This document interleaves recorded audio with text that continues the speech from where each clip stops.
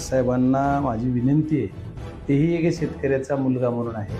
शेतकऱ्यांच्या मुलाविषयी, शेतकऱ्याविषयी असं वक्तव्य करताना त्यांना लाज कशी वाटत नाही, हा माझा प्रश्न आहे. कारण जर असं म्हणलं जातं आहे, त्यांनी काय मग त्यांचं बघितलं बऱ्यापैकी टी व्हीला पण काल रात्रीची बातमी होती.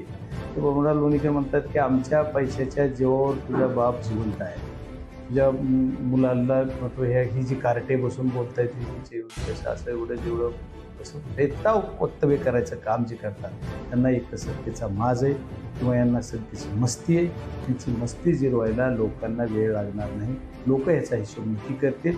यांना जी आता सत्ता आली परत निवडून आल्यामुळे त्यांना तसं माज आहे आणि सत्तेत बसलेलं याचं सरकार असल्यामुळे यांनाही एवढा चढलेला माज उतरवायला लोक करणार नाही. अपेक्षा आपण करणं स्वाभाविक आहे. आपण काय करू शकतो, यांच्याकडून अपेक्षाच करू शकतो यांनी असं केलं पाहिजे. पण हे असं करणार का? हे यांचं काहीच करत नाही. ह्यांनीच बोलायला लावायचं, ह्यांनीच काय काय बोलतील काय काय नाही. काही लोक पाळलेलेच आहे तसं हे बोलतात. मुख्यमंत्री महोदय याच्यावर काही कारवाई करणार नाहीत. मुख्यमंत्र्यांना याची सहमती आहे का हे कळणार नाही. कारण असं बोलल्यानं जर समर्थनच असलं पाहिजे यांच्याशिवाय कसं बोलतात. त्यांच्यावर साधं त्यांनी दिलगिरी सुद्धा व्यक्त केली नाही आत्तापर्यंत तरी माझ्या माहितीने. एवढं शेतकऱ्यांच्या मुलाला कार्ट्या म्हणलं जातंय. त्यांना तुम्ही की तुझे आई बाप आमची आम्ही पेन्शन देतो, मग उपकार करता का देता? मतासाठी लाचारी पत्करायला लावायचं काम करताय का तुम्ही आम्हाला?